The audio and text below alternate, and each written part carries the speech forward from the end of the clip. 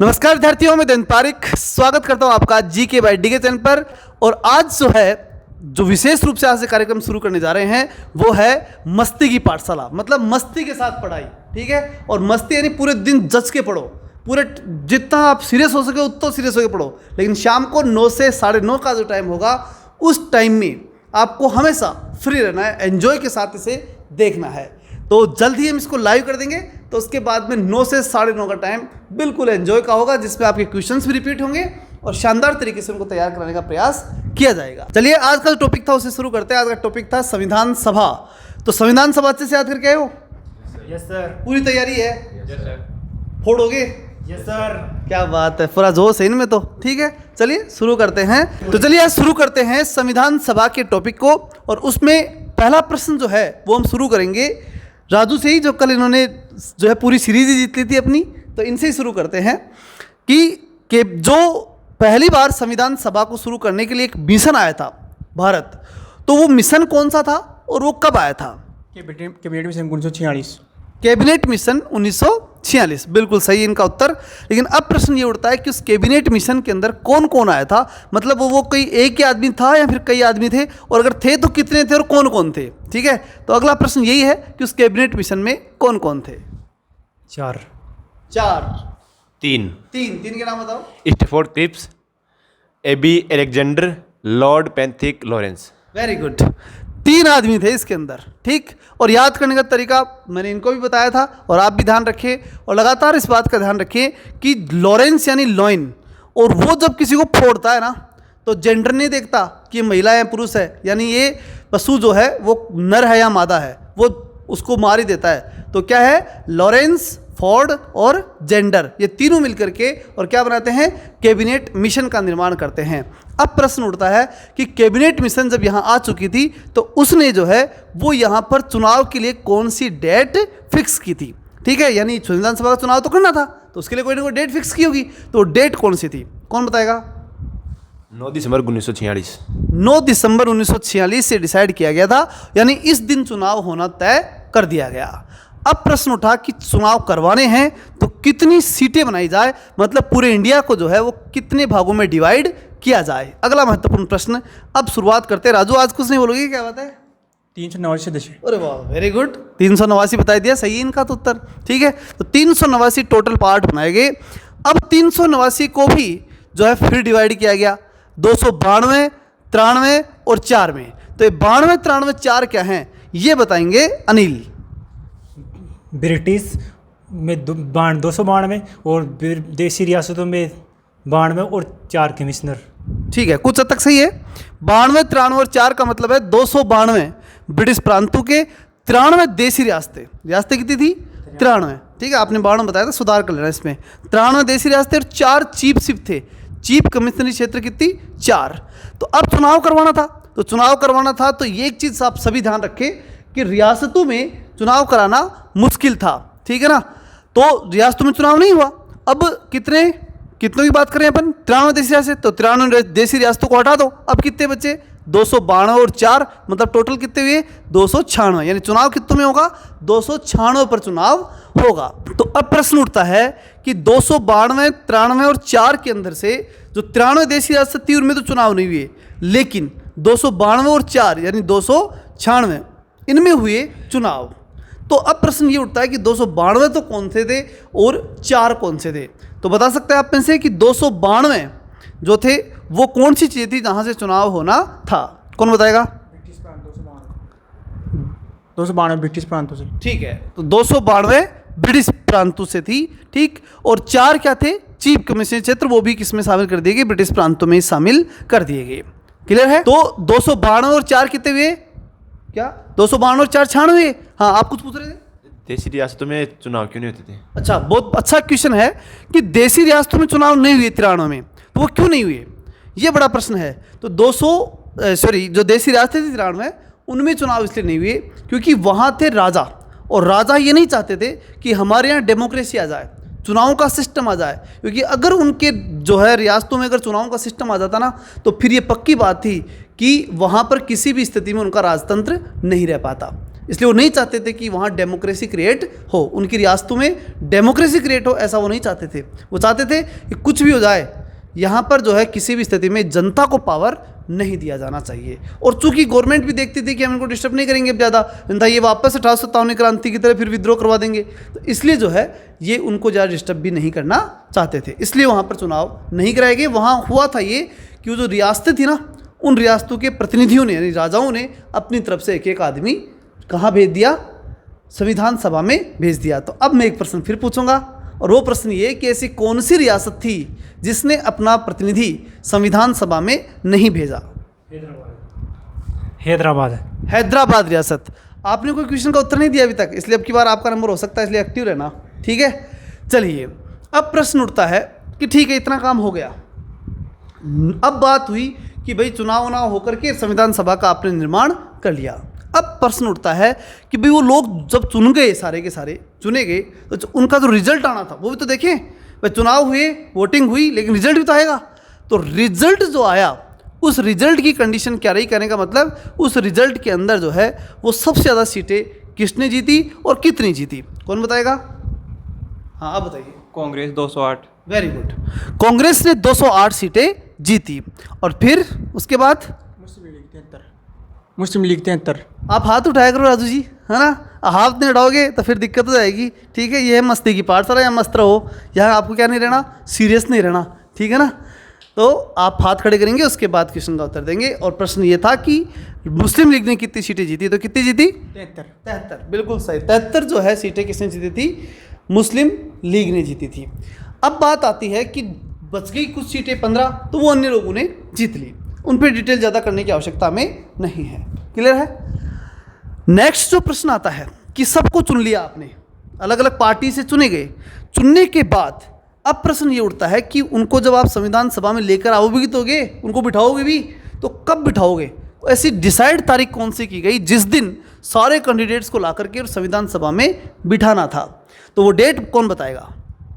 11 दिसंबर 1946। 9 दिसंबर 1946। Very good. 9 दिसंबर को जो है वो 9 दिसंबर 1946 को पहली बार वो लोग आकर के बैठे ने। संविधान सभा की पहली बैठक जो हुई वो कब हुई? 9 दिसंबर को। और 11 दिसंबर को याद आया कुछ? तो 11 दिसंबर को तो बैठक हुई चुनाव करके, तभी तो 9 दिसंबर को चुनाव हुए। हाँ। और 11 दिसंबर को बैठक होगी फिर। नहीं, इसको थोड़ा सुधार लीजिए आप कुछ हद तक सही है, पढ़ाया आपने, बहुत अच्छी बात है, लेकिन आपने इसको क्लियरली नहीं पढ़ पाए, कुछ कहीं दिक्कत रही है आपके, तो मैं क्लियर कर देता हूँ। 9 दिसंबर को तो जो था वो अपन संविधान सभा के अंदर सारे के साथ लोग आकर के बैठे, यानी फर्स्ट जो मीटिंग हुई थी ना वो कब हुई थी? 9 दिसंबर को। लेकिन उसके बाद में उस समय संविधान सभा के अस्थायी अध्यक्ष चुने गए, कौन? सच्चिदानंद सिन्हा, ठीक है ना। फिर उसके बाद एक दिन की छुट्टी रख ली, 9 से बाद में 10, 11 हो गया। तो 11 तारीख को जो है वो कौन आए? फिर से अध्यक्ष, जो परमानेंट अध्यक्ष उनको चाहिए था, उसका डिप्लॉयमेंट हुआ था। कब?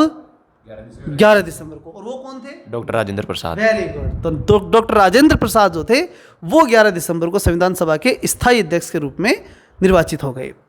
अब एक महत्वपूर्ण तारीख आती है और वो तारीख है 13 दिसंबर। 13 दिसंबर को संविधान सभा में क्या हुआ? उद्देश्य प्रस्ताव लाया गया। आपने फिर हाथ नहीं खड़ा किया राजू, हाथ खड़ा अनुशासन है, वो तो करना ही पड़ेगा ना, ठीक है। आपको हमें मालूम भी तो पड़े कि आप बताना चाहते हो, ठीक है, तो बताइए। उद्देश्य प्रस्ताव लाया गया था। उद्देश्य प्रस्ताव लाया गया था, ठीक है। तो उसके बाद बात ये हुई थी भाई उद्देश्य प्रस्ताव लाया गया 13 दिसंबर को, ठीक है। और टारगेट था कि भाई हमें ये उद्देश्य है, किसका? संविधान सभा का उद्देश्य ये है। और इस प्रकार से उन्होंने अपना उद्देश्य प्रस्ताव रख दिया संविधान सभा में। लेकिन फिर प्रश्न उठता है कि चर्चा हो गई, होने के बाद उसे पारित भी करना था। किसे? उसी उद्देश्य प्रस्ताव को। तो उद्देश्य प्रस्ताव को पारित किस तारीख को किया गया? 22 जनवरी 1947। वेरी गुड, 22 जनवरी 1947, ठीक है। यानी अगले साल 22 तारीख को जो है जनवरी के अंदर, दिसंबर तो चल रहा था ना, और अगले साल क्या कर दिया गया? उसको स्वीकार भी कर लिया गया, उस उद्देश्य प्रस्ताव को स्वीकार कर लिया गया। और जैसे ही स्वीकार किया फिर बनाएगी समितियाँ। संविधान सभा में क्या बनाएगी? समितियाँ बनाएगी। और समितियों के अंदर जो है एक सबसे महत्वपूर्ण समिति की चर्चा हम करेंगे, और वो समिति थी। उससे पहले एक बात और कर लेते हैं, थोड़ा सा एक प्रश्न और बीच में रह जाता है, वो ये कि संविधान सभा में कुल कितनी महिलाएं जो हैं वो निर्वाचित हुई थी? कितनी? 15। वेरी गुड, 15 महिलाएं निर्वाचित हुई थी। कहाँ पर? संविधान सभा के अंदर, क्लियर है। अब जो एक प्रश्न इससे रिलेटेड और भी आता है कि एससी की सीटें कितनी थी, वो कौन बताएगा? 33। वेरी गुड, 33 सीटें जो हैं वो एससी की यहाँ हुई थी। तो इस प्रकार छोटे मोटे प्रश्न यहाँ पर भी बनते हैं। लेकिन अब जो महत्वपूर्ण प्रश्न जो बनता है वो होता है कि संविधान के लिए जो समितियाँ बनी उसमें सबसे इंपॉर्टेंट समिति जो थी वो कौन सी थी, उसको जाने उससे पहले कुछ छोटी छोटी समितियों के बारे में हम और जान लेते हैं। जैसे कि संघ संविधान समिति, ये इसका अध्यक्ष कौन था, बताएगा कोई? पंडित जवाहरलाल नेहरू। वेरी गुड, संघ संविधान समिति के अध्यक्ष कौन थे? पंडित जवाहरलाल नेहरू। फिर प्रश्न उठता है प्रांतों की संविधान समिति के अध्यक्ष कौन थे? सरदार वल्लभ भाई पटेल। वेरी गुड, सरदार वल्लभ भाई पटेल। और फिर उसके बाद हम बात करें कि जो संविधान सभा के अंदर प्रारूप समिति थी उसके अध्यक्ष कौन बने थे? Doctor Bhimrao Ambedkar. Very good, doctor Bhimrao Ambedkar जो थे वो प्रारूप समिति के अध्यक्ष बने थे। इसी प्रकार से एक झंडा समिति थी, उसके अध्यक्ष कौन बने थे? डॉक्टर राजेंद्र प्रसाद। डॉक्टर राजेंद्र प्रसाद। निश्चित है, जो अध्यक्ष होगा वही झंडे को पहनाएगा, तो इसका मतलब वही अध्यक्ष हो गया उसका। तो इस प्रकार से जो है वो समिति। अच्छा, एक प्रश्न और भी महत्वपूर्ण है, मौलिक अधिकार समिति, क्योंकि मौलिक अधिकार सबसे इंपॉर्टेंट हुआ करते हैं संविधान में, तो वो समिति भी आपको विशेष रूप से ध्यान रखनी है। मौलिक अधिकार समिति, इसके अध्यक्ष कौन थे? सरदार वल्लभ भाई पटेल। फिर आपने हथकड़ा नहीं किया। अब की आज जो है ना इनकी अध्यक्षता, वो जो उनका जो टॉपर का आईडी जो है ना अपन छीन लेंगे आज, ठीक है, क्योंकि ये बार बार अनुशासनहीनता कर रहे हैं। ठीक है, तो बताओ।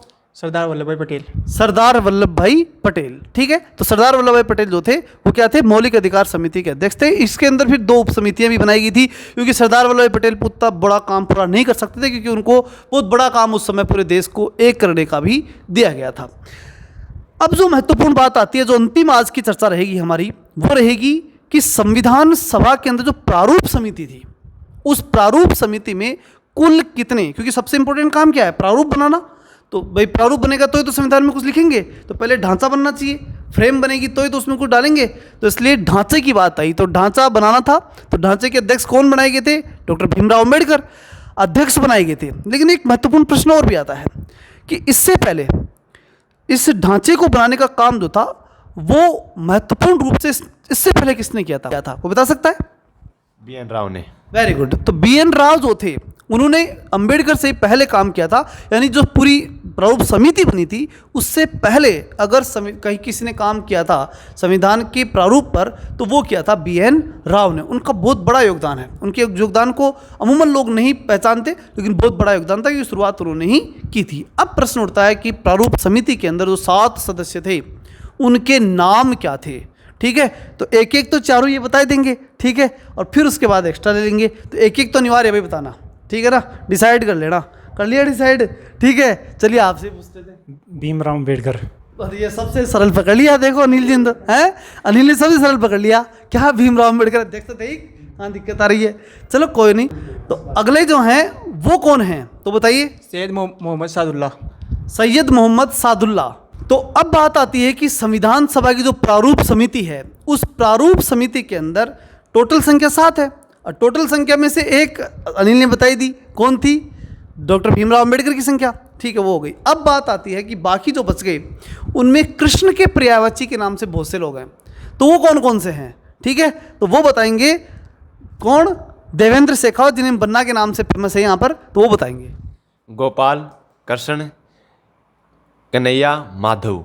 और कृष्ण 2 थे, एक आचार्य और एक स्वामी। हाँ, कृष्णामाचारी, कृष्णा स्वामी, 2 तो ये हो गए। और फिर उन्होंने बताया गोपाल, कृष्ण, कन्हैया, माधव। ठीक है, तो कृष्ण को तो हटा दिया, तो गोपाल से स्टार्ट करेंगे। ठीक है, गोपाल गायों से शुरू करना, तो गोपाल, कृष्ण, कन्हैया, माधव, 4 याद हो जाएंगे आराम से। ठीक, और उसमें कृष्ण के 2 कर देना, एक कृष्णामाचारी और एक कृष्णा स्वामी। हो गए, ये सारे के सारे नाम किसके हैं? जो है संविधान सभा के लोगों के नाम हैं। और एक अंतिम और याद रख लेना, और वो क्या है वो बताएगा राजू, क्योंकि वो भी जल्दी बनने वाला है। क्या राजू? सैयद मोहम्मद राजू क्या बनने वाला है? सैयद मोहम्मद सादुल्ला। सादुल्ला, दूल्हा बनने वाला राजू, इसलिए जो है वो इसके अंदर हो गया लास्ट में कौन? सादुल्ला। तो इस प्रकार से आप जो है संविधान सभा के सदस्यों के नाम, जो है प्रारूप समिति के सदस्यों के 7 के नाम आप याद रख सकते हैं। तो आज हम यहीं तक सेशन रखेंगे, और कल जो है यहाँ से आगे बढ़ेंगे। लगातार डेली जो है इसी प्रकार कंसिस्टेंसी से और लगातार एकदम सिस्टमेटिक रूप से क्वेश्चंस को लेते हुए, कुछ भी छूटे नहीं, और रेगुलरली जो है चीज़ें लगातार तैयार रहे। इसके लिए 9 बजे का टाइम हम फिक्स कर रहे हैं, तो आप पूरी तरह से तैयार हो जाएं। जल्द ही हम इसको लाइव करेंगे, ठीक है।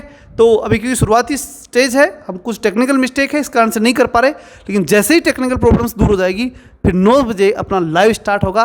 तो अगर आपको ये चीज़ पसंद आई तो चैनल को लाइक ज़रूर करें, शेयर करें और जाते जाते जो है वो सब्सक्राइब ज़रूर करके जाइएगा। मिलते हैं कल, तब तक के लिए जय हिंद, जय भारत।